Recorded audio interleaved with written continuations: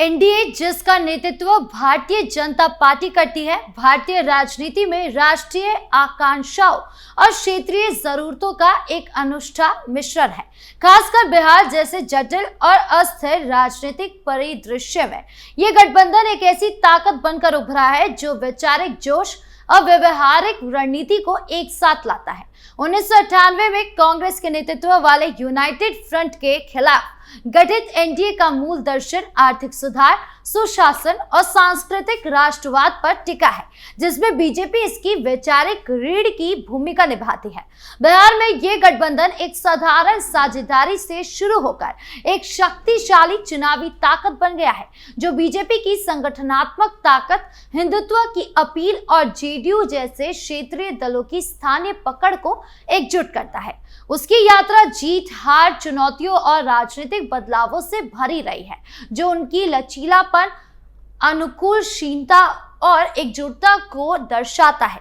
जैसे जैसे बिहार 2025 के विधानसभा चुनावों की ओर बढ़ रहा है, एनडीए की पुरानी सफलता एकता और रणनीति से भरी जीत का रास्ता दिखाती है, जो उन्हें मुख्यमंत्री नीतीश कुमार के नेतृत्व में लगातार तीसरे कार्यकाल के लिए मजबूत दावेदार बनाती है। बिहार में एनडीए की कहानी 1990 के दशक के अंत में शुरू हुई, जब राज्य लालू प्रसाद यादव के राष्ट्रीय जनता दल यानी आरजेडी के शासन के तहत जंगल राज की छाया में डूबा था। ये दौर कानून व्यवस्था की कमी, भ्रष्टाचार और आर्थिक ठहराव के लिए कुख्यात था।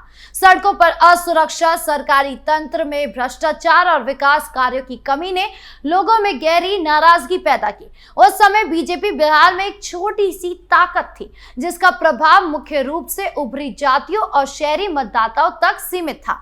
ऐसे में 1996 में बीजेपी ने नीतीश कुमार की समता पार्टी, जो बाद में जेडीयू बनी, उसके साथ गठजोड़ किया।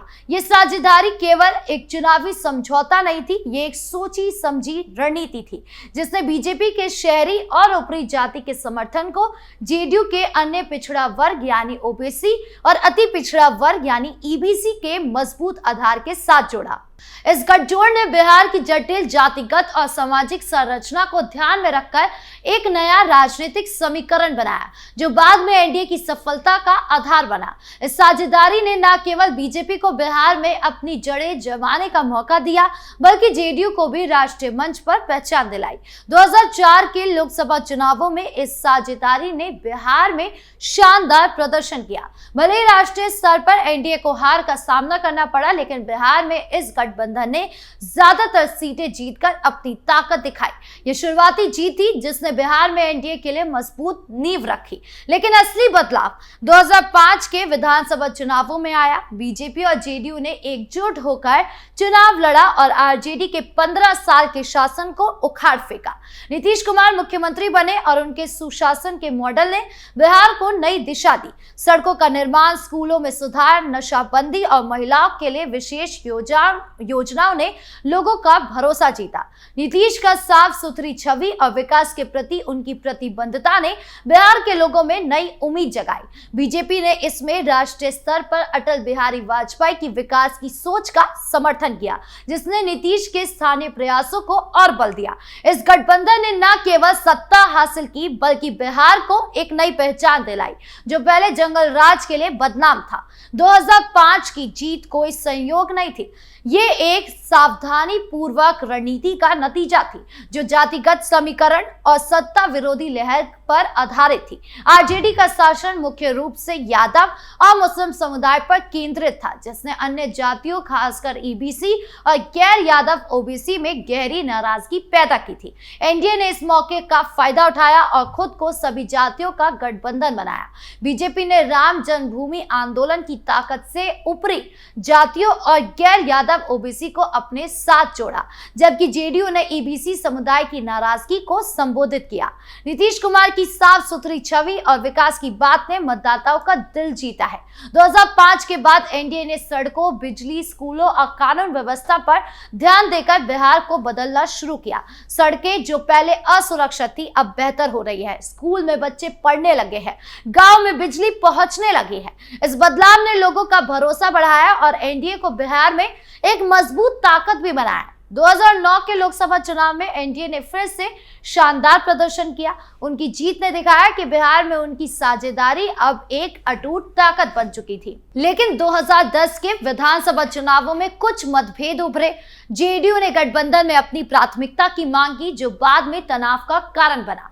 फिर भी 2010 का चुनाव एनडीए का सुनहरा दौर था। जेडीयू और बीजेपी ने मिलकर भारी जीत हासिल की। छोटे सहयोगी दलों जैसे लोक जनशक्ति पार्टी ने इसमें योगदान दिया। बिहार की अर्थव्यवस्था तेजी से बढ़ी, गांव में बिजली पहुंची और बिहार मॉडल की चर्चा पूरे देश में होने लगी। इस दौरान बीजेपी ने गांव में अपने कार्यकर्ताओं का नेटवर्क बढ़ाया, जिसमें बाद में नरेंद्र मोदी के नेतृत्व में राष्ट्रीय स्तर पर मदद की। बीजेपी ने न केवल शहरी क्षेत्रों में बल्कि ग्रामीण बिहार में भी अपनी जड़ें मजबूत की, जिसने उसे एक व्यापक आधार दिया। 2014 के लोकसभा चुनावों में बीजेपी ने नरेंद्र मोदी की लहर के दम पर बिहार में शानदार जीत हासिल की। लेकिन इस दौरान नीतीश कुमार ने जेडीयू को एनडीए से अलग कर दिया, क्योंकि वो बीजेपी की बढ़ती ताकत से असहज थे। इस फैसले ने 2015 के विधानसभा चुनावों में एनडीए को बड़ा नुकसान पहुंचाया।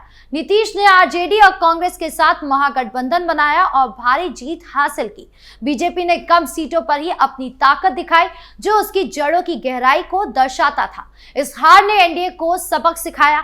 2017 में नीतीश ने फिर से एनडीए में वापसी की और बीजेपी के समर्थन में सरकार बनाई। इस कदम ने नीतीश को पलटू राम का तमगा दिलाया। लेकिन 2019 के लोकसभा चुनावों में एनडीए ने बिहार की लगभग सभी सीटें जीतकर इस फैसले को सही साबित किया। बीजेपी की कल्याणकारी योजनाएं जैसे उज्ज्वला और पीएम आवास ने गैर यादव जातियों को आकर्षित किया, जबकि जेडीयू ने ईबीसी समुदाय को मजबूत किया। इन योजनाओं ने गरीब और हाशिए पर रहने वाले समुदाय को सीधा लाभ पहुंचाया, जिसने एनडीए की छवि को और समावेशी गठबंधन के रूप में मजबूत किया। 2020 के विधानसभा चुनाव कोविड-19 की चुनौतियों के बीच हुए। नीतीश की लोकप्रियता कम हो रही थी और तेजस्वी यादव का युवा जोश बढ़ रहा था। फिर भी एनडीए ने जीत हासिल की। बीजेपी ने जेडीयू के बराबर ताकत दिखाई, जो मोदी की डिजिटल रैलियों का और कल्याणकारी योजनाओं से संभव हुआ। नीतीश मुख्यमंत्री बने, लेकिन बीजेपी ने गृह और वित्त जैसे बड़े विभाग हासिल किए, जो सत्ता में बदलने समीकरण को दिखाता है।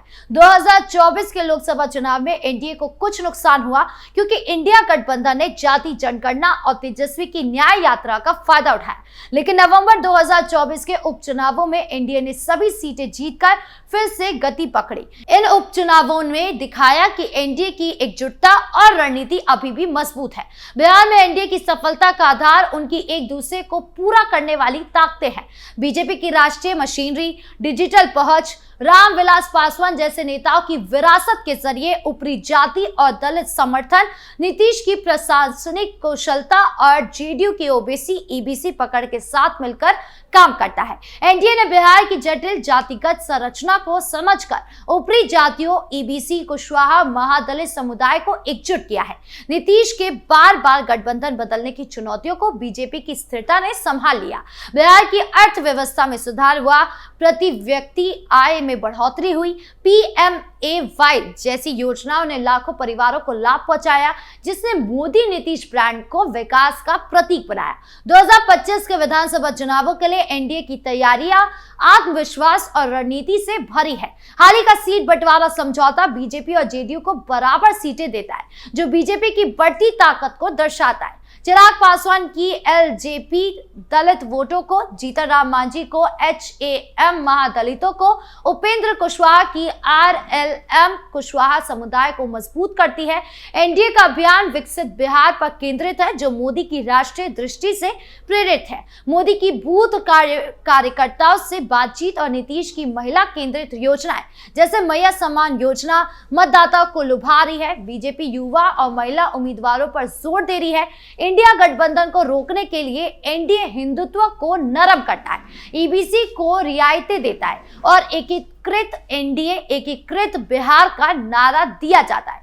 प्रशांत किशोर की जन स्वराज विपक्षी वोटों को बांट रही है, जो एनडीए के लिए फायदेमंद है। संक्षेप में, बिहार में एनडीए और बिहार की यात्रा एकता, कल्याण और जातिगत संतुलन की कहानी है। नवंबर 2025 के मतदान के साथ उनकी मजबूती बिहार को सुशासन 2.0 की ओर ले जाती है। मोदी का करिश्मा और नीतीश की कुशलता मिलकर न केवल जीत को और बढ़ा रहे हैं, बल्कि बिहार की विकास गाथा में बिहार की अहम भूमिका सुनिश्चित कर रहे हैं।